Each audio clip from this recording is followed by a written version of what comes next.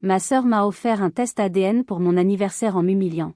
Peut-être que ça expliquera pourquoi tu es l'erreur d'un autre homme, de la famille.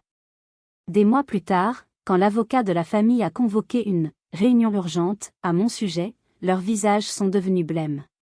Tiens, prends ça. C'est pour l'erreur de la famille. En me jetant ce test ADN au visage devant toute la famille réunie, ma sœur Gwenaëlle pensait m'écraser définitivement.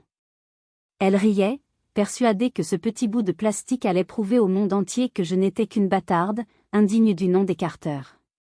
Elle ne se doutait pas une seule seconde que ce geste cruel, calculé pour m'humilier le jour de mes 35 ans, allait en réalité déclencher une avalanche juridique qui l'engloutirait tout entière.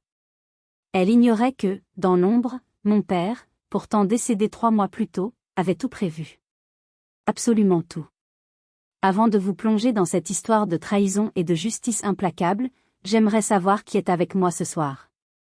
Dites-moi dans les commentaires depuis quelle ville ou quel pays vous écoutez cette histoire, et quelle heure il est chez vous. J'adore voir notre communauté grandir à travers le monde. La route départementale qui serpentait vers Aurillac était recouverte d'une fine pellicule de neige sale. Mes essuie-glaces battaient la mesure d'un rythme monotone, hypnotique, luttant contre les flocons lourds qui s'écrasaient sur le pare-brise de ma vieille Peugeot. J'avais les mains crispées sur le volant, les jointures blanches. Chaque kilomètre qui me rapprochait de la maison familiale augmentait la boule qui s'était formée dans mon estomac dès mon réveil ce matin. Cela faisait exactement 3 mois que nous avions enterré papa, Marceau Carter. 3 mois que je n'avais pas remis les pieds dans cette grande bâtisse en pierre grise, fierté de la bourgeoisie locale, mais qui pour moi avait toujours ressemblé à une forteresse froide. Je revenais pour mon anniversaire. Ou plutôt, pour ce que ma mère appelait un « dîner de famille nécessaire ». Je m'appelle Tiphaine. J'ai 35 ans aujourd'hui. Dans la région, le nom Carter est synonyme de transport. Mon père avait bâti une entreprise de logistique respectée, partant de rien avec un seul camion pour finir à la tête d'une flotte qui sillonnait toute l'Auvergne. J'étais la seule à avoir hérité de sa passion pour la rigueur, l'odeur du diesel et les horaires précis. Je travaillais comme responsable logistique à Clermont-Ferrand, gérant des flux tendus, résolvant des crises à 2 heures du matin. J'étais efficace. J'étais invisible. Et puis, il y avait Gwenaëlle. Ma sœur aînée. 38 ans. La directrice de l'office de tourisme. La lumière de la famille. Gwenaëlle n'avait jamais mis les pieds dans un entrepôt. Elle, c'était les cocktails, les inaugurations, les sourires de façade et les vêtements de créateur.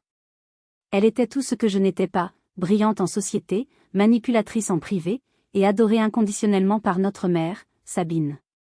Je me suis garée dans l'allée de gravier. La maison semblait m'observer avec ses fenêtres sombres comme des yeux vides. En sortant de la voiture, le froid mordant du Cantal m'a saisi, mais ce n'était rien comparé au froid que je ressentais à l'intérieur de moi depuis la mort de papa. Il était le seul à me regarder avec une certaine tendresse, même s'il était souvent silencieux, comme écrasé par la personnalité envahissante de ma mère et les caprices de Gwenaëlle. Depuis son départ, je n'avais plus de bouclier. J'ai pris mon sac et j'ai marché vers la lourde porte en chêne. Je me suis arrêté un instant, inspirant l'air glacé. J'avais entendu des rumeurs en ville. À Aurillac, tout se sait. On racontait que Gwenaëlle disait à qui voulait l'entendre que je n'étais pas capable de gérer mes affaires, que j'étais instable depuis le deuil. Elle avait même réussi à faire annuler ma participation à un forum d'entrepreneurs locaux la semaine dernière, prétextant que je ne représentais pas l'image de la famille. Je savais qu'elle préparait quelque chose. Mais je ne savais pas à quel point sa méchanceté pouvait être créative. Quand j'ai poussé la porte, la chaleur du hall m'a enveloppée, chargée de l'odeur de cire et de vieux bois. « Ah, tu es là » a lancé ma mère depuis le salon, sans se lever. Sa voix était traînante, un verre de vin déjà à la main alors qu'il n'était que 19 heures. Je suis entrée. Gwenaëlle était assise sur le canapé en velours, feuilletant un magazine de décoration. Elle a levé les yeux vers moi. Son regard m'a scanné de la tête aux pieds, s'attardant avec dédain sur mes bottines pratiques et mon manteau simple. « Joyeux anniversaire, Tiphaine » a-t-elle dit. Son sourire ne montait pas jusqu'à ses yeux. C'était le sourire d'un requin qui vient de repérer une goutte de sang dans l'eau. On t'attendait pour passer à table. J'espère que tu as faim. Ce soir, j'ai prévu une surprise inoubliable. Si j'avais su ce qui m'attendait, j'aurais fait demi-tour, je serais remontée dans ma voiture et j'aurais roulé jusqu'à ce que le réservoir soit vide. Mais je suis restée. Par devoir. Par habitude d'encaisser. Et parce qu'une partie de moi, cette petite fille blessée à l'intérieur, espérait encore qu'un jour, juste une fois, ma famille m'aimerait pour ce que j'étais. Quelle erreur! Le dîner se déroulait dans une atmosphère lourde, rythmée par le tintement de l'argenterie sur la porcelaine fine. Au menu, de l'aligot et des saucisses de la région, un plat réconfortant qui semblait déplacé au milieu de cette tension électrique. Madame Solange, notre vieille gouvernante qui travaillait ici depuis avant ma naissance, servait les plats avec des mains tremblantes, évitant de croiser mon regard. Même elle sentait l'orage arriver. Gwenaëlle monopolisait la conversation, comme toujours. Elle parlait fort, s'assurant que sa voix porte dans toute la pièce.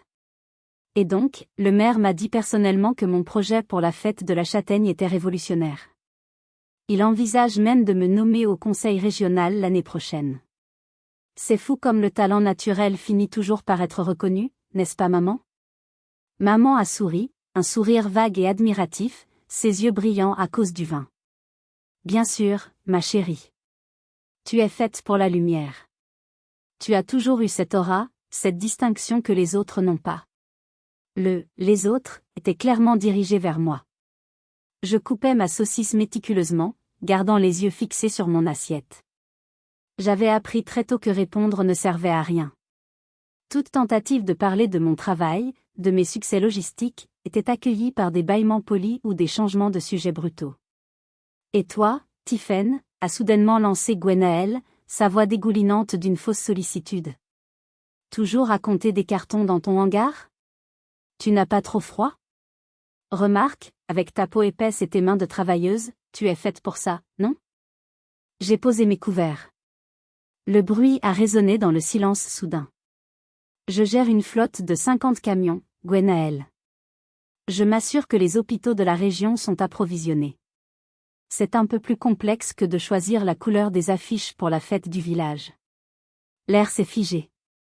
Ma mère a laissé échapper un petit hoquet scandalisé. Gwenaëlle, elle, a émis un petit rire sec. Oh, la petite se rebelle. C'est mignon.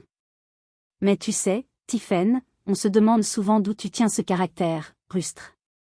Certainement pas de papa. Lui avait de la classe. Elle s'est levée brusquement, lissant sa robe en soie. Elle s'est dirigée vers le buffet et a pris un paquet rectangulaire, emballé dans un papier doré luxueux avec un énorme nœud rouge. Mais ne gâchons pas la fête. C'est ton anniversaire après tout. Tiens. J'ai pensé que c'était le moment idéal pour te l'offrir. Elle a posé le paquet devant moi. J'ai hésité. Le poids des regards sur moi était écrasant. Même Madame Solange s'était arrêtée dans l'embrasure de la porte, un torchon serré contre sa poitrine. J'ai défait le nœud. J'ai déchiré le papier doré. À l'intérieur, il y avait une boîte blanche et bleue. Un kit de test ADN commercial. De ceux qu'on commande sur Internet pour connaître ses origines ethniques. J'ai froncé les sourcils, ne comprenant pas tout de suite. J'ai levé les yeux vers ma sœur. Gwenaëlle rayonnait d'une joie malveillante. Elle s'est penchée vers moi, appuyant ses mains manucurées sur la nappe blanche. Joyeux anniversaire, petite sœur. Ou devrais-je dire, l'étrangère? Elle a marqué une pause théâtrale, savourant l'instant. Ouvre-le. Fais le test. Peut-être que ça expliquera enfin pourquoi tu es l'erreur d'un autre homme dans cette famille. Regarde-toi, Tiphaine. Tu ne ressembles à personne ici. Maman le sait. Papa le savait. Tout le monde le sait à Aurillac. Tu es le résultat d'un petit accident de parcours. Une tache sur notre nom. Le silence qui a suivi était assourdissant. Je me suis tournée vers ma mère. Maman? Qu'est-ce qu'elle raconte? Sabine a détourné le regard, fixant son verre de vin comme s'il contenait les réponses de l'univers. Oh, ne faites pas d'histoire. C'est juste une blague, Tiphaine. Tu n'as jamais eu d'humour. Une blague. Me traiter de bâtarde le jour de mes 35 ans. Me dire que l'homme qui m'a élevée, qui a séché mes larmes, qui m'a appris à conduire mon premier camion, n'était pas mon père. C'était une blague? J'ai senti une chaleur brûlante monter à mes joues. Ce n'était pas de la honte. C'était de la rage. Une rage pure, liquide, violente. Gwenaël riait maintenant, un rire perçant qui me donnait la nausée. Allez, fais pas cette tête. C'est un cadeau utile. Au moins, quand tu seras rayé du testament, tu sauras vers quelle famille de paysans te tourner pour demander l'aumône. Je dois faire une pause ici tellement mes mains tremblent en écrivant ces lignes. L'humiliation était totale. Si votre propre sœur vous faisait ça devant votre mère complice, comment réagiriez-vous? Est-ce que vous partiriez en pleurant ou est-ce que vous resteriez pour vous battre? Dites-le moi dans les commentaires, j'ai besoin de savoir si ma réaction a été la bonne. J'ai pris la boîte. Mes mains ne tremblaient pas. J'ai regardé Gwenaël droit dans les yeux, ses yeux qui brillaient de méchanceté pure.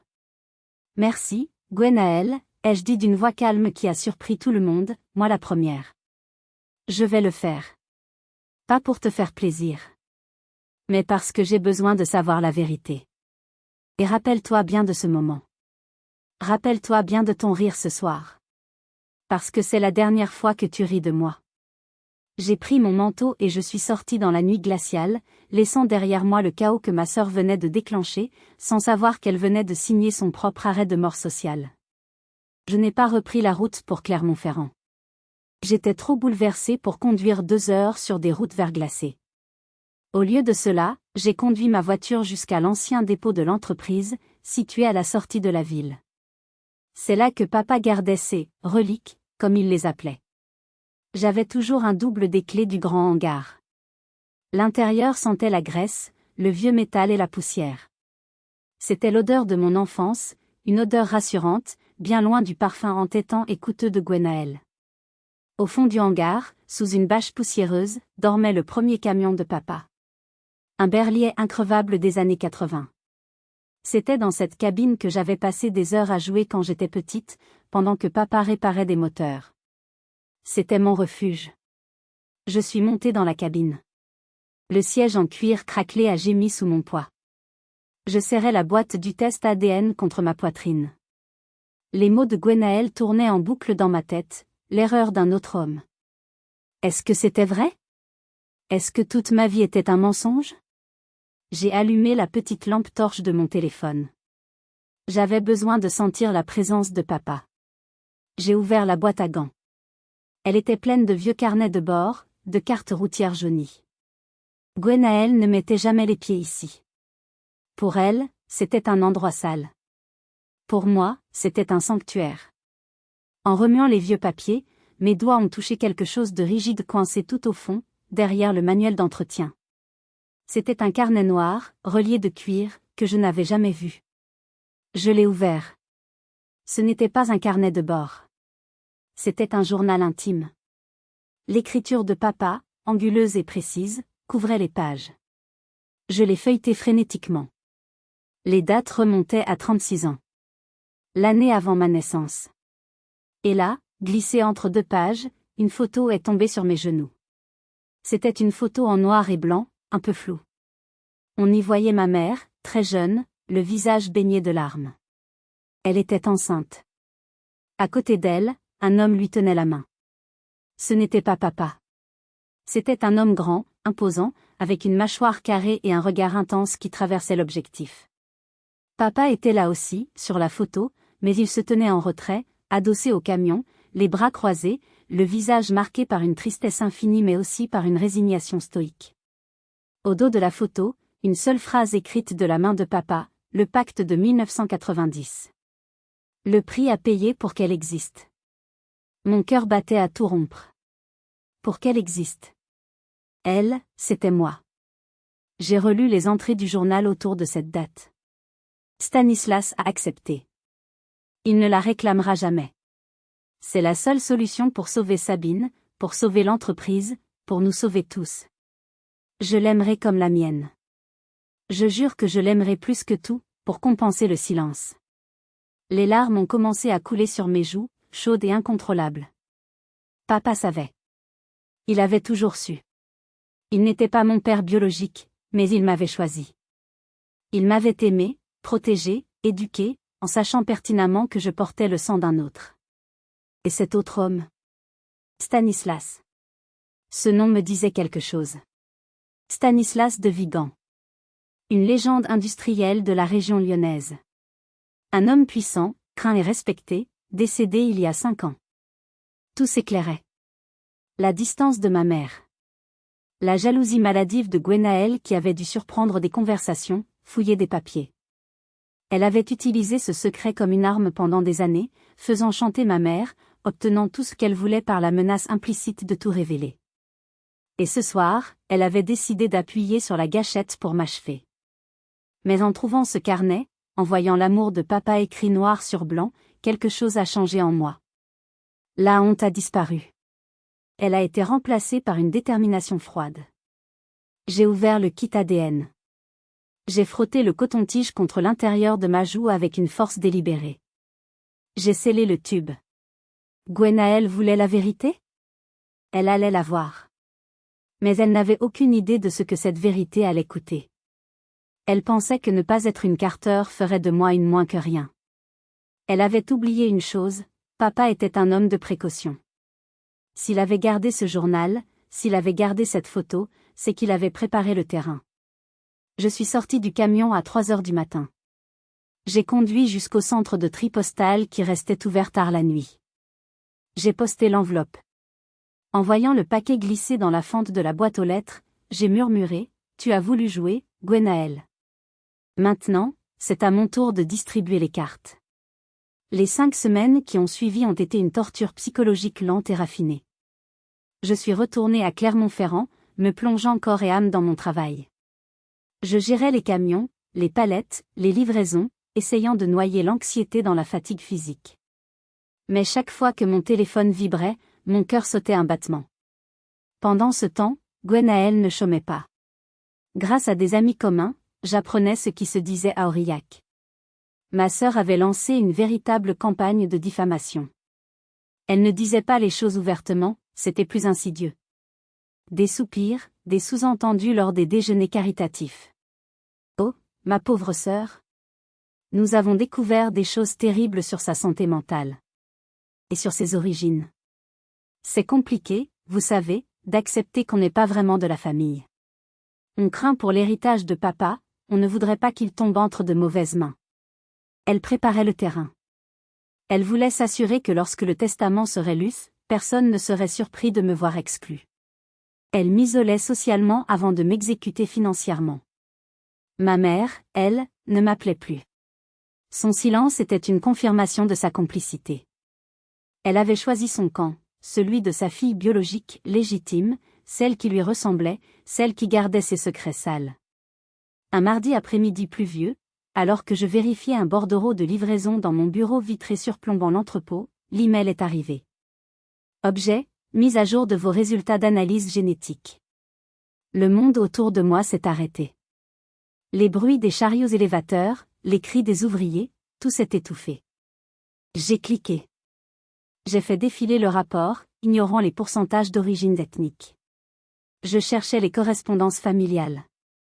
Et là, c'était écrit noir sur blanc. Paternité exclue, Marceau Carter.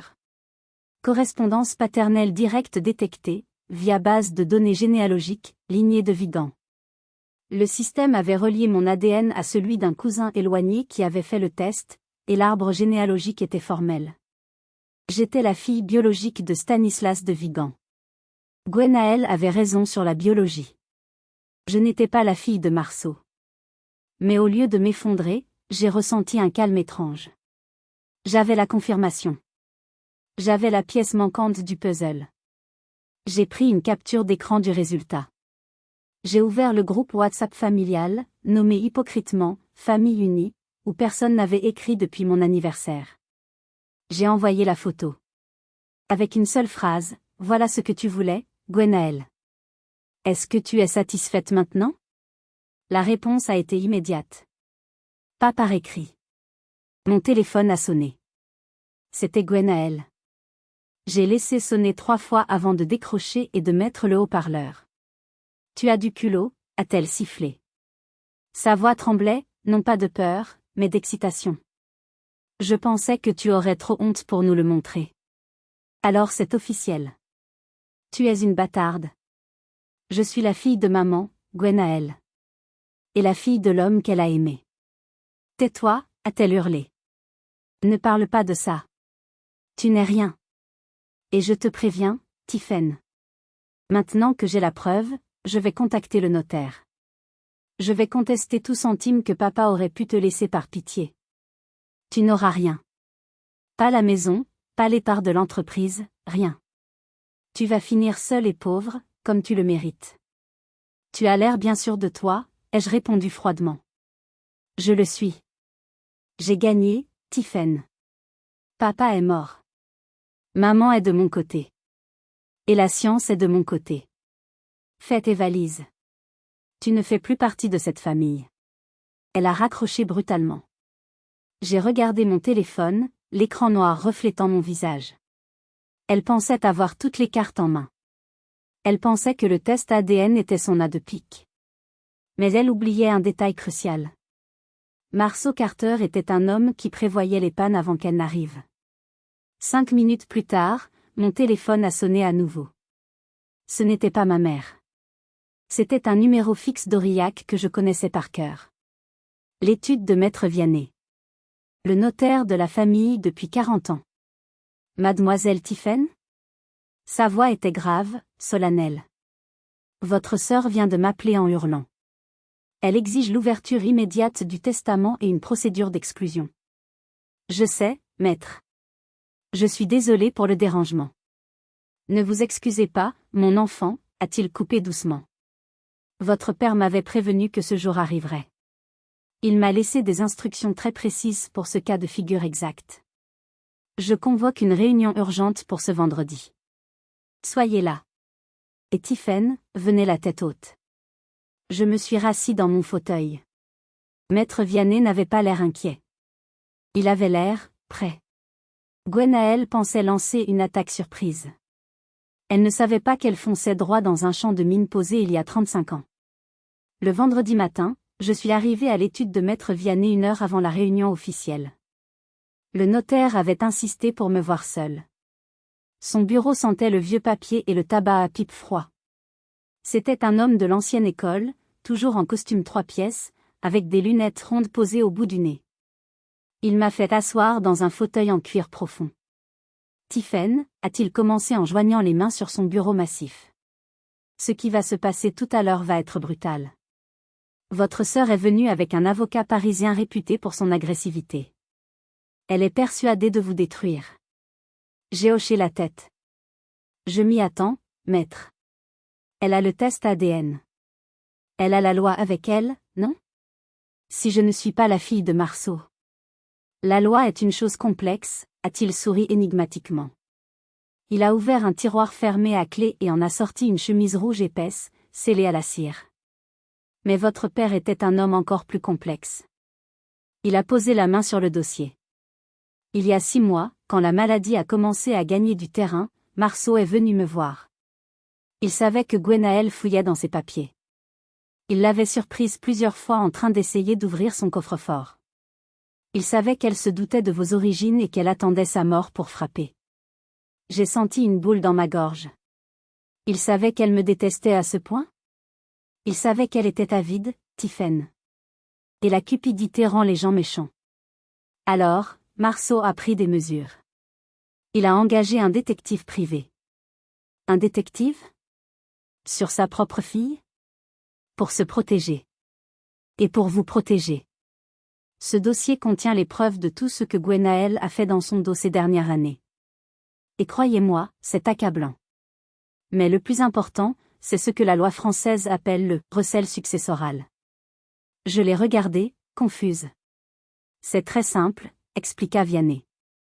Si un héritier tente de dissimuler des biens ou de l'argent appartenant à la succession pour désavantager les autres, il est coupable de recel. La punition est terrible, il perd tous ses droits sur les sommes dissimulées, et il doit les rembourser intégralement à la succession, avec intérêt. Il a tapoté le dossier rouge. Gwenaëlle a fait des erreurs. De grosses erreurs. Elle a cru que parce que votre père était malade et alité, il ne voyait rien. Elle a cru qu'elle pouvait se servir. Aujourd'hui, nous n'allons pas seulement défendre vos droits, Tiphaine. Nous allons activer le piège que votre père a passé ces derniers mois à construire. Il m'a tendu un mouchoir. Je n'avais même pas réalisé que je pleurais. Pourquoi n'a-t-il rien dit de son vivant, ai-je murmuré. Parce qu'il espérait jusqu'au bout qu'elle changerait. Qu'elle choisirait la famille plutôt que l'argent. Il m'a dit, si Gwenaëlle accepte Tiphaine comme sa sœur, brûlez ce dossier. Mais si elle utilise le secret de sa naissance pour lui faire du mal, alors ouvrez-le et qu'elle subisse la colère d'un père. Maître Vianney s'est levé et a contourné le bureau pour poser une main paternelle sur mon épaule. Séchez vos larmes, ma grande. Votre sœur arrive. Et elle s'attend à voir une victime. Ne lui donnez pas ce plaisir. Aujourd'hui, vous êtes la fille de Marceau Carter. Et vous allez lui montrer ce que cela signifie. J'ai essuyé mon visage. J'ai redressé mon dos. La peur s'était évaporée, remplacée par une force froide et tranquille. J'étais prête. J'ai entendu la sonnette de l'entrée retentir. Des bruits de talons claquant sur le parquet. Des voix fortes. Gwenaëlle était là. Allons-y, ai-je dit. La salle de conférence était glaciale, malgré le chauffage poussé à fond. Maman était déjà assise au bout de la table, recroquevillée sur elle-même, l'air absent. Elle n'a même pas levé les yeux quand je suis entrée. Gwenaëlle, en revanche, occupait l'espace. Elle portait un tailleur rouge vif, une couleur agressive, triomphante. À ses côtés, un homme en costume gris brillant tapotait frénétiquement sur son smartphone. Son avocat parisien, Maître Leroy. Quand je me suis assise en face d'elle, Gwenaëlle m'a adressé un sourire carnassier. « Tu as eu le courage de venir ? Je suis impressionnée. Je pensais que tu serais déjà en train de faire tes cartons. » « Bonjour à toi aussi, Gwenaëlle, ai-je répondu calmement. « Pas pour longtemps », a ricané l'avocat à ses côtés sans même me regarder. Maître Vianney est entré, portant le dossier rouge sous le bras, ainsi que le testament officiel scellé. Il s'est assis en bout de table, prenant son temps pour arranger ses papiers. Le silence était lourd, tendu comme un arc prêt à rompre. Bien, a commencé Vianney. Nous sommes réunis pour la lecture du testament de Monsieur Marceau Carter. Un instant, a coupé Maître Leroy en se levant. Il a jeté une feuille de papier au centre de la table. C'était mon résultat ADN. Avant de procéder à quoi que ce soit, ma cliente, Madame Gwenaëlle Carter, conteste formellement la qualité d'héritière de Mademoiselle Tiphaine ici présente. Nous avons la preuve irréfutable qu'elle n'a aucun lien biologique avec le défunt.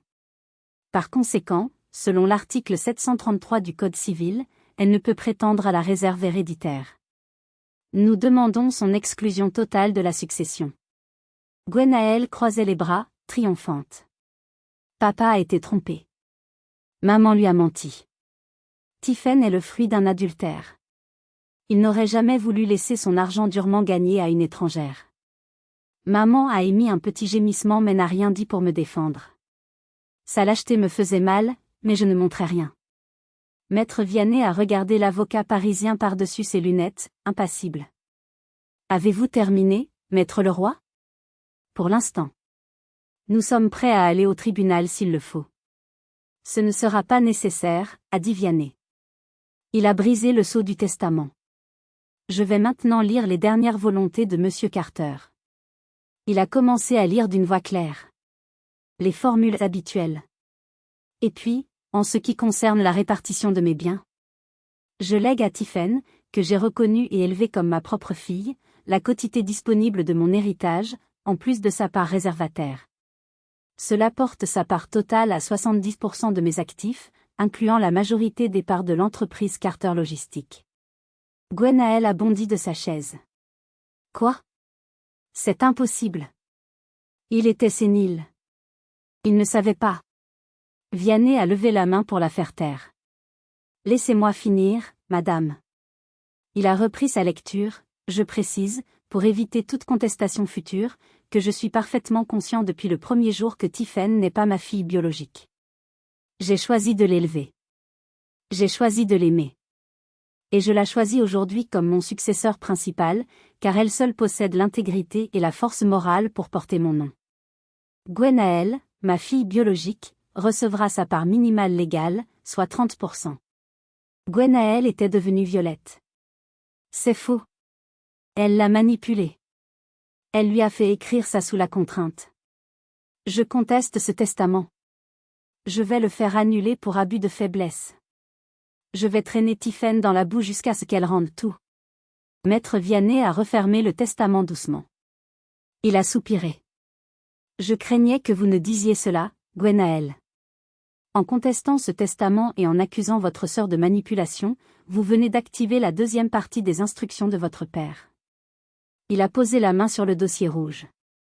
Maître Leroy, je vous conseille de vous rasseoir. Ce que je vais vous montrer maintenant va changer radicalement la position de votre cliente. Vous parliez de loi? Parlons de fraude. Le visage de Gwenaëlle a perdu sa couleur rouge pour devenir d'une pâleur mortelle. Elle a senti le piège se refermer, mais il était déjà trop tard. Maître Vianney a ouvert le dossier rouge.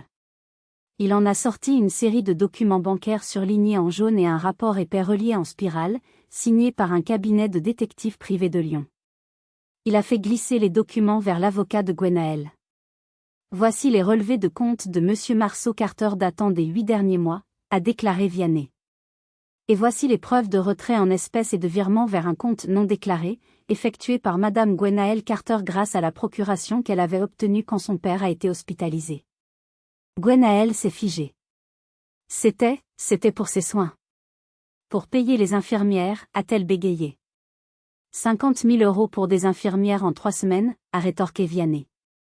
Le rapport du détective montre que ces dates correspondent exactement à vos séjours dans des hôtels de luxe à Monaco et à l'achat de votre nouvelle voiture. Vous avez volé votre père mourant, Gwenaëlle. Maître Leroy a commencé à feuilleter les documents fébrilement, la sueur perlant sur son front. Il réalisait qu'il était monté sur un navire en train de couler. De plus, a continué Vianney implacable, nous avons ici la trace de prêt que votre père vous a accordé ces 10 dernières années. 200 000 € au total. Pour l'achat de votre appartement, pour renflouer vos dettes de jeu. Il y a des reconnaissances de dettes signées de votre main. Ces sommes n'ont jamais été remboursées. Gwenaëlle s'est tournée vers sa mère. Maman. Dis quelque chose. Papa m'avait dit que c'était des cadeaux. Sabine pleurait silencieusement dans son mouchoir, incapable de lever la tête. Juridiquement, a tranché Vianney, ne pas déclarer ces sommes lors de la succession constitue une dissimulation. En ajoutant le vol des 50 000 €, nous sommes face à un cas d'école de recel successoral au sens de l'article 778 du Code civil. Il s'est penché en avant, croisant le regard terrifié de ma sœur. Vous connaissez la sanction, Maître Leroy? Expliquez à votre cliente. L'avocat de Gwenaëlle a desserré sa cravate. Le coupable de recel perd tout droit sur les sommes recelées. Il doit les restituer intégralement à la succession, et elles sont soumises au droit de succession à titre de pénalité. Vianney a sorti une calculatrice et a tapé quelques chiffres rapidement. Le bruit des touches résonnait comme des coups de marteau dans le silence de la pièce. Faisons les comptes. La part d'héritage de Gwenaëlle s'élève à environ 220 000 €. Mais elle doit rembourser les 200 000 € de dettes anciennes, plus les 50 000 € volés qu'elle ne peut plus hériter. Cela fait 250 000 € à rembourser. Il a relevé la tête. Gwenaëlle, non seulement vous n'héritez de rien, mais vous devez à la succession, c'est-à-dire à Tiphaine, la somme de 30 000 €. Immédiatement. Le choc a été si violent que Gwenaëlle a littéralement cessé de respirer un instant. Elle qui était entrée dans cette pièce en pensant repartir millionnaire et propriétaire de l'Empire Carter, se retrouvait ruinée, endettée auprès de celle qu'elle venait d'humilier. C'est impossible. Maman, aide-moi, a-t-elle hurlé, perdant toute sa superbe. Elle s'est jetée aux pieds de notre mère. Ils veulent me prendre ma maison. Ils veulent me mettre à la rue. Sabine a enfin levé les yeux. Elle a regardé sa fille préférée, celle qu'elle avait gâtée, protégée, et pour qui elle avait menti toute sa vie. Puis elle a regardé le dossier rouge, la preuve que sa fille volait son mari pendant son agonie. Tu as volé ton père, a murmuré Sabine, la voix brisée. Pendant qu'il mourait? Tu m'as dit que tu allais à la messe pour prier pour lui, et tu étais à Monaco? Maman, c'est compliqué. Sabine a retiré sa main de l'étreinte de Gwenaël. Sors. Je ne veux plus te voir. Gwenaël s'est relevée, titubant comme une femme ivre. Son avocat ramassait déjà ses dossiers, murmurant qu'il ne pouvait plus la représenter vu le conflit d'intérêts évident avec des preuves criminelles. Elle s'est tournée vers moi, les yeux remplis de haine et de larmes. Tu savais. Tu as tout manigancé. Non, Gwenaël, ai-je répondu doucement. J'ai juste laissé la vérité faire son travail. Tu as creusé ta propre tombe avec ta cupidité. Elle est sortie en claquant la porte. Le silence est retombé. L'air semblait soudain plus pur. Mais Maître Vianney n'avait pas fini. Tiphaine, a-t-il dit en se rasseyant. Il reste une dernière chose. Quelque chose qui ne concerne pas Gwenaël. Quelque chose qui concerne votre père biologique. Maître Vianney s'est levé et s'est dirigé vers le coffre-fort mural dissimulé derrière un tableau. Il a composé le code et en a sorti une boîte en bois sombre, simple mais élégante, et une enveloppe épaisse de couleur crème. Il est revenu s'asseoir et a posé les objets devant moi. L'héritage de Marceau est réglé, a-t-il dit doucement. Mais il y a une autre partie de votre histoire, Tiphaine. Une partie qui a été gardée sous scellé pendant 35 ans, en attente de ce moment précis. Je regardais la boîte, le cœur battant. Maman s'était redressée, ses yeux fixés sur l'enveloppe avec une expression de reconnaissance effrayée. Stanislas de Vigan, a prononcé Vianney. Votre père biologique. Il est mort il y a 5 ans, ai-je dit. Je n'ai jamais eu de contact avec lui. Lui, en revanche, ne vous a jamais quitté des yeux, a corrigé le notaire. Stanislas était le meilleur ami de Marceau. Quand vos parents ont découvert que Marceau était stérile, cela a failli détruire leur couple. Ils voulaient un enfant désespérément. Stanislas a proposé une solution. Un don. Pas seulement un don biologique, mais un acte d'amour pour ses amis.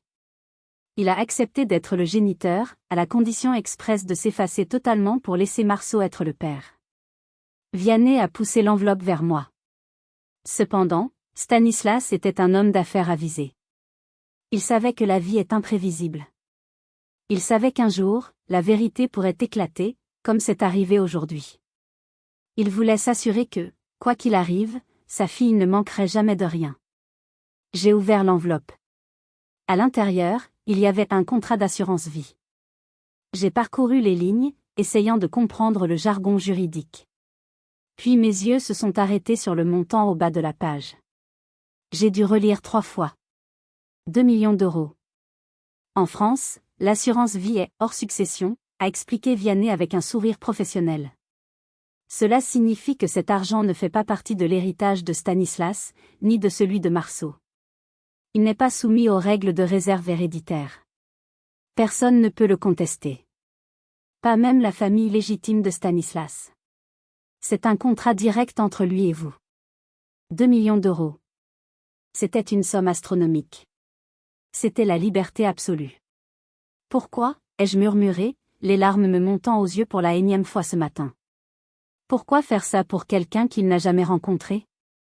Ouvrez la boîte, a simplement dit Vianney. J'ai soulevé le couvercle en bois verni. À l'intérieur, posée sur un coussin de velours noir, il y avait une montre d'homme. Une Patek Philippe ancienne, au cuir usé par le temps, le verre portant quelques micro-rayures. Une montre qui avait vécu. Sous la montre, il y avait une lettre pliée en 4. J'ai reconnu l'écriture. C'était une écriture différente de celle de Papa Marceau, plus ample, plus artistique. Ma chère Tiphaine, si tu lis ceci, c'est que je ne suis plus là. Je t'écris ceci alors que je te regarde de loin, lors de ta remise de diplôme au lycée. Tu ne m'as pas vu. J'étais au fond de la salle, caché derrière un pilier. Tu étais magnifique. Tu avais l'air si sérieuse, si déterminée. Je porte cette montre tous les jours. Chaque seconde qu'elle égrène est une seconde où je pense à toi. J'ai respecté ma promesse envers Marceau. Je suis resté dans l'ombre. Mais ne crois jamais que c'était par indifférence. C'était par respect. C'était pour te donner une famille unie. J'ai su que tu avais des difficultés avec ta sœur.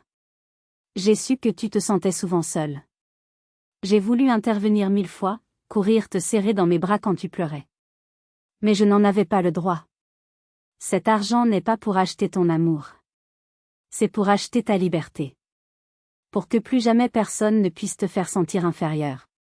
Pour que tu puisses construire ton propre empire, comme Marceau et moi l'avons fait. Porte cette montre. Et souviens-toi que tu as été aimé par 2 pères. L'un qui t'a tenu la main, et l'autre qui t'a tenu dans son cœur. Ton père silencieux, Stanislas. J'ai pressé la lettre contre ma poitrine, sanglotant sans retenue. Toute ma vie, je m'étais senti comme une erreur, un accident. Et voilà que je découvrais que j'étais l'enfant la plus désirée du monde. 2 hommes avaient comploté, non pas pour me cacher, mais pour me créer une place dans ce monde. J'ai regardé ma mère. Elle pleurait aussi, le visage ravagé par les regrets. Je suis désolée, Tiphaine, a-t-elle chuchoté. J'étais jalouse. Tu lui ressemblais tellement. Chaque fois que je te regardais, je voyais l'homme que je ne pouvais pas avoir. J'ai été une mère horrible. C'était la première fois de ma vie qu'elle s'excusait. Vraiment. Mais en la regardant, j'ai réalisé quelque chose. Ces excuses ne réparaient pas le passé. Elles ne réparaient pas les années de négligence, les anniversaires oubliés, les moqueries de Gwenaël qu'elle avait encouragées. J'ai essuyé mes larmes. J'ai pris la montre et je l'ai attachée à mon poignet. Elle était trop grande, lourde, mais elle me semblait parfaitement à sa place. Son tic-tac régulier était comme un nouveau cœur qui battait contre ma peau. L'atmosphère dans le bureau avait changé. Le départ fracassant de Gwenaël avait laissé un vide, mais la révélation de Stanislas avait rempli l'espace d'une émotion dense, presque palpable. Je me suis levée, la lettre de Stanislas toujours serrée dans ma main gauche, la montre pesant agréablement sur mon poignet droit. Je me sentais plus grande. Plus solide. Maman me regardait avec une espérance fragile dans les yeux. Elle pensait peut-être que maintenant que Gwenaël était partie et que la vérité était sortie, nous allions tomber dans les bras l'une de l'autre, que tout serait effacé comme par magie. Tiphaine, a-t-elle tenté, tendant une main tremblante vers moi. Maintenant que tu es à la maison, peut-être que nous pourrions redécorer ta chambre? Ou faire ce voyage en Italie dont je parlais? Juste toi et moi? J'ai regardé sa main.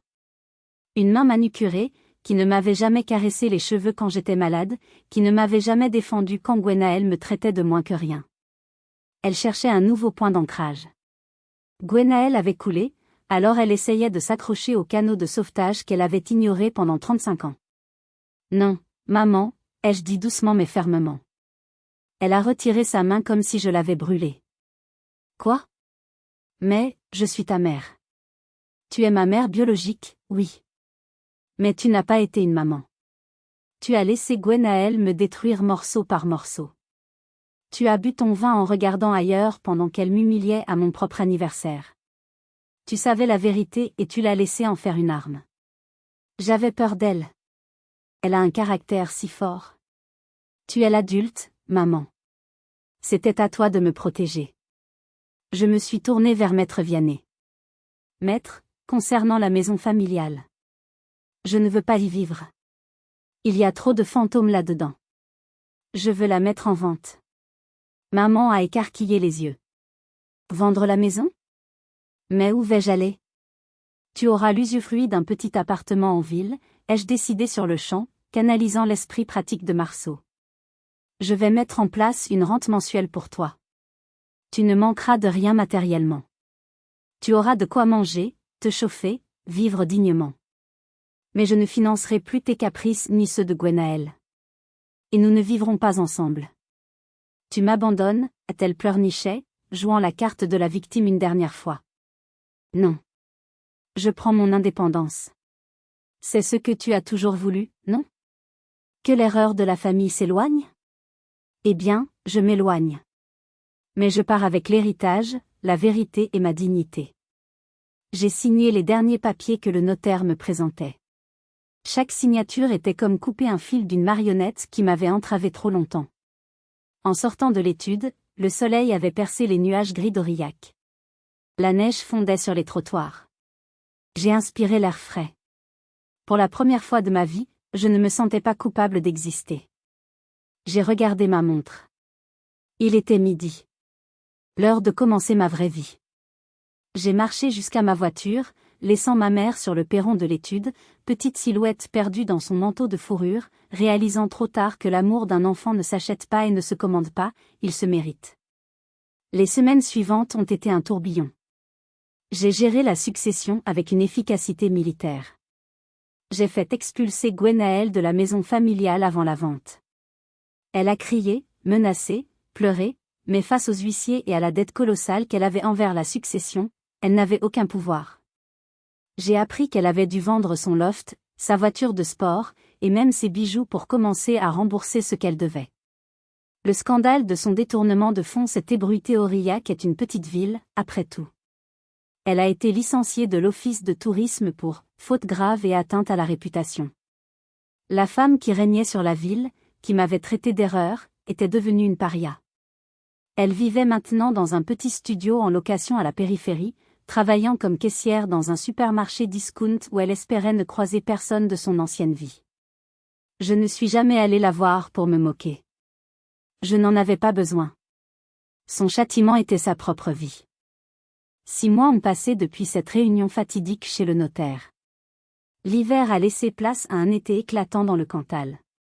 Je n'ai pas gardé l'entreprise de papa telle quelle. Je l'ai modernisée, restructurée, et j'ai utilisé une partie des fonds de Stanislas pour racheter un concurrent. L'entreprise s'appelle désormais Marceau et Stanislas Logistique. C'est mon hommage public aux 2 hommes qui m'ont faite. Les gens posent des questions sur ce nom, et je réponds simplement, ce sont mes pères. Sans honte. Sans gêne.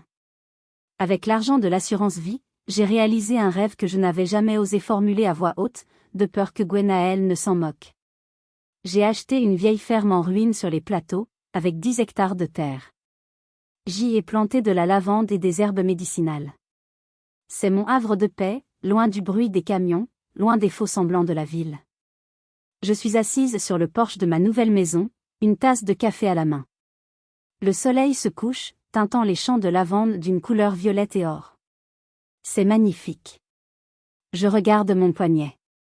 La Patek Philippe est toujours là. Elle marque le temps qui passe, mais ce temps n'est plus un ennemi. C'est un allié. J'ai reçu une lettre de Gwenaëlle hier. Une lettre manuscrite, sur du papier bon marché. Pas d'avocat, pas de menace cette fois. Elle écrivait qu'elle était désolée. Elle disait que sa vie était dure, qu'elle avait du mal à payer son loyer, que ses anciens amis l'avaient abandonnée. Elle faisait appel à ma charité chrétienne et au lien du sang pour lui prêter un peu d'argent, juste de quoi redémarrer. J'ai lu la lettre une fois.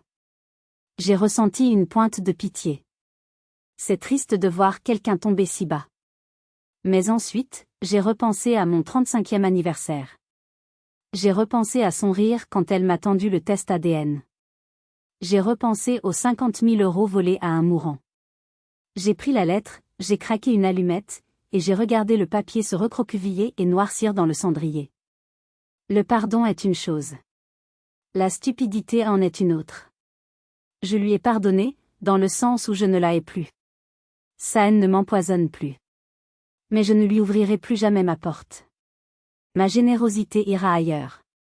J'ai créé une fondation avec une partie de l'héritage.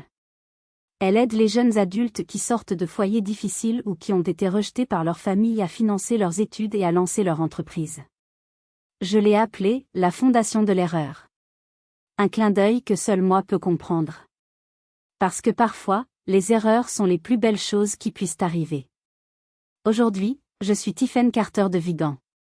Je ne suis plus la fille invisible. Je suis la femme qui a survécu à sa propre famille. J'ai appris que le sang ne fait pas la famille. L'amour, le respect et la loyauté font la famille.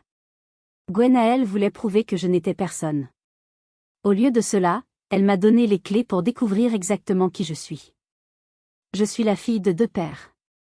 Je suis une survivante. Et pour la première fois de ma vie, je suis heureuse.